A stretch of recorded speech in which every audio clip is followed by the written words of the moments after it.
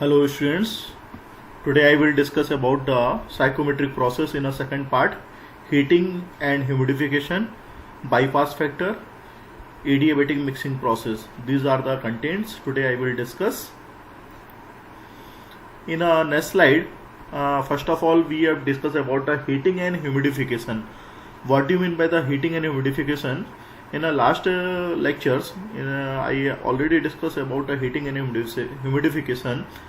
In this case, winter condition, already we need about the heating arrangement or heating medium is required because of the winter conditions. Winter conditions में हमें heating arrangement की requirement रहती है और साथ ही साथ में हीटिंग हम ह्यूमिडिफिकेशन के द्वारा करते हैं और ह्यूमिडिफिकेशन कहलाता है कि उसमें हमने मॉइस्चर पार्टिकल ऐड कर दिए हैं. In a winter air condition heating and humidification are very common.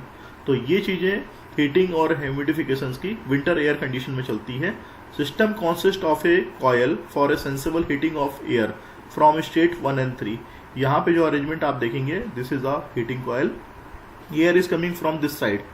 Air जो है यहाँ साइड से आएगी and it is going from this side. After the touching or after the contacting of the heating coil, air is going on this sides.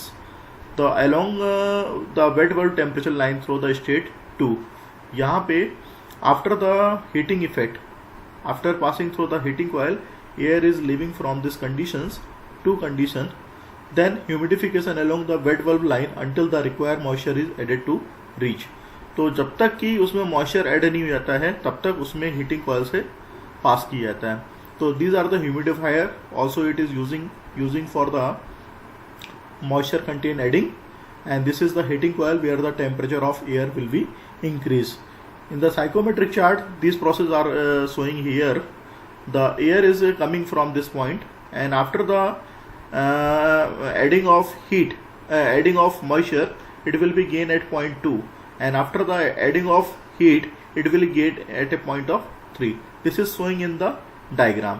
So both are meeting at point 2 from 1 to 2 and 3 to 2. It is meeting at point 2. Heating and humidification arrangement is given here. That is the mass of air at one point.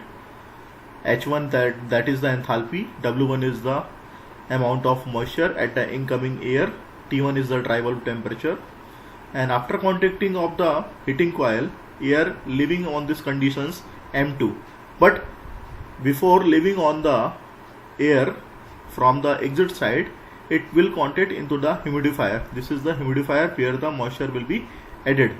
तो moisture यदि यहाँ पे add हो रही है तो after addition of the moisture, the amount of mass of air will be leave. It is the amount of M2 which is more than enthalpy. H2 it is also more than, W2 it is also more than, and T2 because of contacting of air in the heating coil the temperature will also again reaches.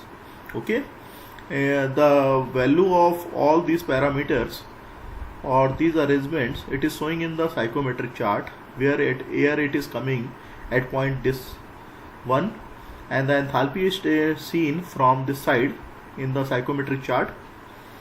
After adding of the moisture and after adding of also called a temperature, adding of the heat in the heating coil, it will reach a temperature of 2 where the heat is taken by the air from the heating coil.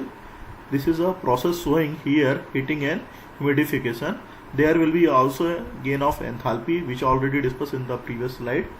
Enthalpy is more than the H2, it is more than the H1, and the moisture that is also more than W1, it is to W2. So that's why we are calling the W2 is more than the W1, and the dry bulb temperature at inlet condition is more than the dry bulb temperature at exit side. Bypass factor and the contact factor. What is the meaning of bypass factor? Bypass factor it is meaning of when the air is supplying from the atmospheric side, and if we'll contact to the heating coil or the cooling coil, some part of the air is passing through this coil, heating coil or cooling coil. This is called a bypass. So what is the meaning of bypass factor and the contact factor? For large commercial system adopt simple or economical technique. Part of the air should be cooled such a low temperature that the desired mass of desired mass of moisture is removed. Air at state 1 is at much higher temperature than at state 2. It would working as a heating of the cooled air, hence no extra energy for heating and cooling is required. तो वहाँ पे कोई भी extra energy नहीं चाहिए अपने को heating कराने के लिए और कूलिंग कराने के लिए, क्योंकि ऑलरेडी वहाँ का जो टेम्परेचर रहता है या तो ज़्यादा रहता है तो कम रहता है. यदि आपको कूलिंग करानी तो कम रहता है, और यदि ज़्यादा हीटिंग करानी तो ऑटोमेटिकली स्टीम को पास कर दिया जाता है, तो वहाँ पे हीटिंग भी आती है. तो this type of cooling and humidification is accomplished by the bypass factor और बाईपास.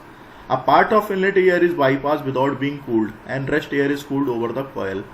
तो कुछ एयर का जो पार्ट रहता है उसको पास कर दिया जाता है, बाईपास कर दिया जाता है, और रेस्ट एयर जो है कॉइल के थ्रू ही पास की जाती है. That is the x bypass factor 1 - x amount of air cooled over the coil from state 1 to 2 temperature, surface temperature of coil, that is the operator's dew point of temperature, that is mix up with the rest of air to get it a state to a desired value. This desired lowest temperature is called the operator dew point, that is called the ADP in a short form.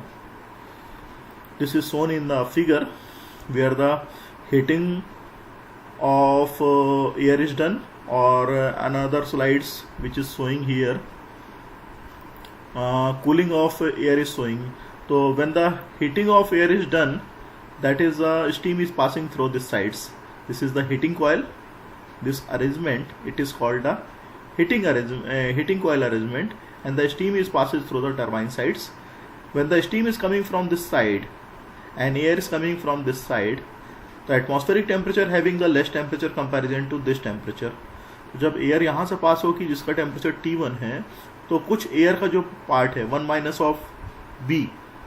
B means air का जो है main air यहाँ से पास कर दी गई है, but 1 - B air जो है ये कॉइल से पास की गई है. That is 1 - of x bypass, and the steam is out after losing heat from this side and gaining steam by this air because of the energy balance taking place here also taken place. तो जैसे air जो है heat लेगी steam से, तो steam अपनी heat loose करके यहाँ से बाहर निकल जाएगी, and after that heating coil at temperature, यहाँ पे निकलने के बाद उसका टेम्परेचर T2 हो जाएगा क्योंकि उसने हीट गेन करनी है, and after that it is supplying from the desired place. Okay, similarly it is shown in the cooling arrangement system where the cooling coil is here, installation given here where the atmospheric air is coming from this side. तो यहाँ का temperature air का ज़्यादा रहता है, लेकिन cooling coil के contact में आने के बाद टेम्परेचर उसका कम हो जाता है. इसी चीज़ को यहाँ पे दिखाया गया है. When air is living from the exit side the temperature T2 is less than the T1. तो after passing through the cooling coil the air temperature will decrease. तो एयर टेम्परेचर कितना डिक्रीज हो रहा है वो देखने लायक है. And 3 point temperature that is called the surface temperature of the operating coil. तो जो भी कॉयल लगी उसका सरफेस टेम्परेचर है, that is represented by here. ये इस टेम्परेचर को यहाँ पे दिखाया गया है ऑपरेटर ड्यू पॉइंट को. This arrangement bypass factor where the cooling and humidifying process is occurs. This line is showing the cooling process where the moisture is where the temperature is decreases T1 to T2, and humidifying process is occur. There will be also change of moisture. W(ω1) is less than the ω2. There will be also change of enthalpy. H1 enthalpy is here, and after that when the temperature will decrease the enthalpy is H2. So there will be a change of enthalpy. 1 - x is the bypass, x is the जो ordinary air pass की जा रही वो है, and this line is extended to saturation curve where it is showing the operators dew point और surface temperature of the cooling coil. This is showing the surface temperature of the cooling coil. तो यहाँ पे enthalpy और कम रहती है because of कि यही cool कर रहा है. Basically if the air is passing through the cooling coil the surface temperature of the cooling coil is very less, and after when the atmospheric air is passing through the cooling coil the air temperature will be less.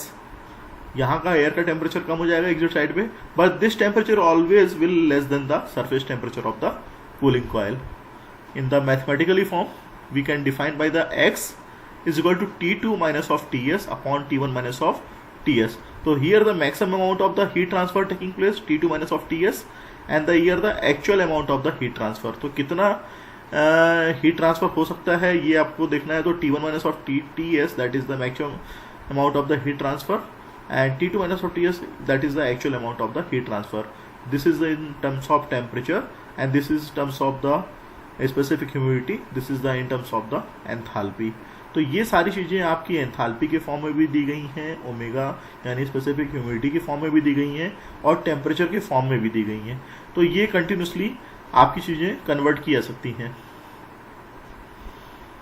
और यदि बात करेंगे आगे तो this is the arrangement cooling and humidifying coil, ADP of the coil, operated due point of the coil, where the arrangement is taking place. Air is supplying from this side, air is coming from this sides, and these are the cooling coils where the cooling water is supplying to cool the air, rows of the cooling coil, and the refrigerant is supplying from this side in a coil side, and the refrigerant taking up the heat from the air side, and it is leaving from the sides. This is the arrangement cooling and humidifying. Also this process is showing in this diagram, psychometric diagram, where the cooling and humidifying process is taking place. So if the cooling is done only, that is called the 1 to 2 process. The cooling is done. It is done in a dry coil where the without change of the moisture is taking place. Cooling. Only the sensible cooling is done. But we need about the cooling and dehumidification process, then spray coil is used. Suppose that we need, यदि अपने को cooling और dehumidification process की जरूरत है तो वहाँ पे स्प्रे कॉइल की यूज़ करेंगे, जिसके कारण से कि जो उसका मॉइस्चर कंटेंट है वो हम यहाँ पे चेंज कर सकते हैं. यहाँ पे मॉइस्चर कंटेंट आप देख रहे हैं बढ़ता हुआ नजर आ रहा है because of spray coil will be used there. तो 1 to 2 dash that is the moisture will be added because of in the psychometric chart. यहाँ पे यदि आप देखेंगे तो इसका जो मॉइस्चर है 1 पॉइंट पे ω1 है. After that it will raise of the humidification. So cooling and humidification process that is achieved in a spray coil, and operator's dew point at a point of this condition, saturation curve, this is the temperature, both will be received at this point. तो यहाँ पे जो surface temperature of cooling coil का है वो यहाँ पे मिलेगा, और TD is the here the dry bulb temperature, because of this line it will be extended to the saturation curve. Air washer is the another medium which will be used for the spraying the air in a atmospheric air conditions, when the atmospheric air is supplying from these conditions, and air is leaving from this side after gaining of the required conditions, and air is passing through. This is the air supplying system, external heater और cooler. ये heater भी बन सकता है यदि heating करनी है, और ये कूलर भी बन सकता है यदि कूलिंग करनी है. यदि हीटर बनाना है तो उस केस के लिए यहाँ पे एयर पास होगी और एयर को स्प्रे के फॉर्म में या वॉशर से स्प्रे के फॉर्म में यहाँ पे छोड़ा जाएगा, जिसकी वजह से जो एटमॉस्फेरिक एयर है यदि कूलिंग करनी है तो कूलिंग की तरह यहाँ पे आपका अरेंजमेंट कर दिया जाएगा और एयर जो है और कूल हो जाएगी. लेकिन यदि हीटिंग इफेक्ट चाहिए तो एटमॉस्फेरिक एयर जो है हीट गेन कर लेगी. Makeup water is supplying from this side. यदि वाटर जो है कम पड़ रहा है उसकी सप्लाई यहाँ पे कर दी जाती है. चूँकि जब ये स्प्रे होके एयर जो यहाँ पे आएगी तो कंडेंस होके यहाँ पे लिक्विड फॉर्म में इकट्ठा होगी, और उस लिक्विड फॉर्म को जो है मेंटेन रखने के लिए हम लोग मेकअप वाटर का इस्तेमाल करते हैं. एलिमिनेटर प्लेट जो है कुछ सेंडिमेंट्स, कंटेंट्स या इम्प्योरिटीज़ वगैरह को निकालने के लिए एलिमिनेटर प्लेट्स दोनों साइड्स पे इस्तेमाल की जाती हैं. Air washer that is called a flow of air through a spray of water. During the course of flow the air may be cooled और हीटेड और humidified depending on the mean surface temperature of water. Depending on the mean surface temperature of water, उसके ऊपर depend करता है. Water accordingly externally cooled और heated और simply रिकैलकुलेटेड bye a pump. तो water जो है according to the condition recirculate किया था पंप के द्वारा. एलिमिनेटर प्लेट और provided to minimize the loss of water और removing of the impurities. Droplets of the water act as a wetted surface, both sensible and latent heat transfer taking place. Sensible heat where the temperature will be decreased, and the latent heat where the moisture content will be changes. The psychometric chart is consisting of the number of processes which are showing here: 1 to A, 1 to B, 1 to C, 1 to D, 1 to E, 1 to F, 1 to G. So these are the psychometric process which are given in this slides. Process 1 to A, process 1 to 8 यदि आप देखेंगे तो यहाँ पे जो show कर रहा था इसका नाम है हीटिंग एंड ह्यूमिडिफिकेशन. तो हीटिंग एंड ह्यूमिडिफिकेशन क्यों हो रहा है? क्योंकि यहाँ पे टेम्परेचर गेनिंग हो रही है, और ह्यूमिडिफिकेशन चूंकि मॉइस्चर कंटेंट बढ़ रहा है इसलिए इसका नाम बढ़ गया heating and humidification. 1 to P ये जो आपको दिख रहा है डायरेक्टली, ये आपका सीधे सीधे ह्यूमिडिफिकेशन हो रहा है without change of the dry bulb temperature. 1 to C आप जो देख रहे हैं यहाँ पे 1 टू C आपको मिल जाएगा कूलिंग एंड ह्यूमिडिफिकेशन. यहाँ पे आप देखेंगे टेम्परेचर ड्रॉप हो रहा है. 1 to 2 पे जाएंगे तो टेम्परेचर ड्रॉप हो रहा है, और यहाँ पे ह्यूमिडिफिकेशन की प्रोसेस हो रही है. तो cooling and humidification that is obtain is here. फिर यदि आप यहाँ जाएंगे 1 to D पे जाएंगे तो 1 to D में आपको एडियाबेटिक सेचुरेशन मिलेगा, जहाँ की T1 = TS है, जहाँ की टेम्परेचर कांस्टेंट रहता है. इसको हम बोलते हैं adiabatic saturation process. 1 to 2D is called the adiabatic saturation process. 1 to E जो है आपकी यहाँ पे प्रोसेस हो की गई है कूलिंग एंड ह्यूमिडिफिकेशंस. तो cooling and humidifications it is also shown in here कि यहाँ पे कूलिंग कर रहे हैं और साथ ही में मॉइस्चर जो कंटेंट है वो बढ़ा रहे हैं, तो इसलिए 1 to E है. And 1 to F this is the straight horizontal line where it is the sensible cooling is done. तो it is called the sensible cooling. It is done what is required to externally cooled. And finally 1 to G here it is the, यहाँ पे आप क्या देख रहे हैं कि moisture content भी घट रहा है और आपकी कूलिंग हो रही है. तो cooling and humidification process it is showing by the 1 to G where the air is simultaneously cooled and humidified. तो these process are showing in the psychometric chart with an air washer. Air washer के द्वारा जो process की गई है उसका यहाँ पे साइकोमेट्रिक चार्ट में दिखाया गया है. तो यदि 1 to A प्रोसेस की बात करें where the TS is the mean surface temperature of water droplet. Mean surface temperature is greater than the dry bulb temperature. Here water is externally heated. यहाँ पे हीटिंग हो रही है तो वाटर को एक्सटर्नली हीट किया जाएगा सरफेस टेम्परेचर के द्वारा, जिसका कि टेम्परेचर ड्राई बल्ब टेम्परेचर से ज़्यादा है. फिर यहाँ पे ह्यूमिडिफिकेशन किया जा रहा है तो सिंपली यहाँ पे क्या होगा, enthalpy of air will be increases. Water is required to the externally heated. Water की जरूरत पड़ेगी एक्सटर्नली हीट करने के लिए. Cooling and humidification where T1 is wet bulb temperature, air is cooled, enthalpy increases as a result of humidification. Water is required to externally heat it. So these process with using of the air washer will be described here. Finally concludes, if the spray water is cooled external to the washer, the WBT wet bulb temperature of air decreases यदि cooling कर रहे हैं. If the spray water is heated external to the washer, the WBT of the air increases, वहाँ पे wet bulb temperature बढ़ जाएगा. If the spray water is neither heated nor cooled external to the washer, the WBT of the air is not change. वहाँ पे जो bed bulb temperature है air का change नहीं होगा. After that mixing process, when the two condition of air will be supplied from the two different sources. Suppose that mass of air is supplying from this side and mass of air is supplied from this side.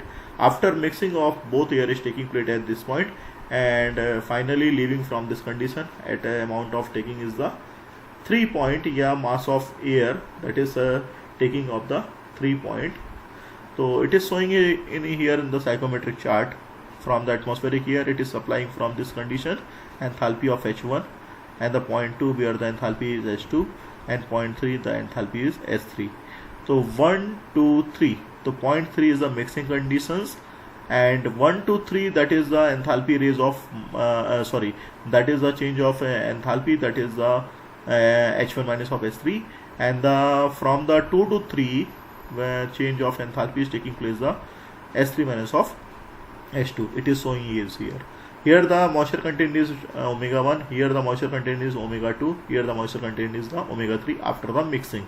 तो जब दोनों को मिला दिया जाता है तो moisture content यहाँ पे नया बनता है ओमेगा 3, और जब दोनों को मिला दिया जाता है तो यहाँ पे न्यू एंथैल्पी मिलती है, दैट इज कॉल्ड S3. और जो दोनों को मिला दिया जाता है जो कि डिफरेंट टेम्परेचर की एयर थी, यहाँ पे आपकी ज़्यादा टेम्परेचर की एयर थी, यहाँ पे कम टेम्परेचर की एयर थी, जब दोनों को मिला दिया तो मिलता है new dry bulb temperature T3. तो this is shown is here and mass of air is showing another type of supply arrangement. Adiabatic mixing of the air stream, mixing process on the psychometric chart. So for the energy balance, for the moisture balance and for the dry air mass balance, there are the equations, number of equations. Mass of air with containing of the moisture content is equal to mass of air at point 1 omega 1, it is the moisture at point 1, mass of air at point 2 omega 2 is the moisture content at the point 2. So if we find out the omega 3 moisture content at point 3, तो moisture at point 3 को यदि आपको निकालना है तो it will be simplified. After the simplification this will be obtained. For the dry air mass balance यदि करना है तो सिंपली है कि mass of air पॉइंट 1 पे कितनी थी, मास ऑफ एयर पॉइंट 2 पे कितनी, दोनों को समेशन कर दीजिए तो मास ऑफ एयर आपकी मिक्सिंग कंडीशन पे निकल के आ जाएगी. बाय एनर्जी बैलेंस यदि निकालना है तो enthalpy of the mixture that is the S3 is equal to mass of air and H1 plus mass of air into H2 upon mass of air. यहाँ पे आप निकाल सकते हैं. ये एंथैल्पी के बेसिस पे आपका अरेंजमेंट हो जाएगा energy balance. Substituting expression for the enthalpies, चूँकि एंथैल्पी का अपना पता है दैट इज द CPDT, वही चीज़ हम करेंगे. और हमने आपको पहले वाले लेक्चर में बताया था कि जो एंथैल्पी रहती है वो इसके बराबर रहती है. तो CP plus latent heat into moisture content is equal to Ma1 upon Ma3. अब H1 की वैल्यू भी इसी तरीके से लिख देंगे CPT1 HFG और omega 1 plus Ma upon Ma3 और इन ब्रैकेट में CPT2 प्लस HFG ओमेगा 2. तो इस तरीके से जब लिखेंगे तो फाइनली जो रिजल्ट आपको मिलेगा वो T3 के फॉर्म में मिलेगा यहाँ पे. और जो सेकेंड टर्म से यदि आप इसको इग्नोर कर देते हैं, यहाँ लेटेंट हीट वाला यदि पोर्शन को आप इग्नोर कर देते हैं जो कि नेग्लिजिबल क्वांटिटी का रहता है, तो आपके पास T3 जो फाइनली आएगा Ma1 T1 plus Ma2 T2 upon Ma3, ये आपका निकल के आएगा. तो T3 जो आपका टेम्परेचर है, सरफेस टेम्परेचर है, वो निकल के हीटिंग एक्विवलेंट को आ जाएगा, जिससे कि हम वैल्यू निकाल सकते हैं. फाइनली जो कंक्लूजन के रूप में आप देख रहे हैं, जो स्प्रे वाटर के रूप में बताया था वो डिस्कस किया था, वो यही चीज़ है. Thank you. कोई भी यदि इसमें समझ में नहीं आया तो आप पूछ सकते हैं. Next class I will discuss about a numerical on the psychometrically process, okay, and the properties. Thank you.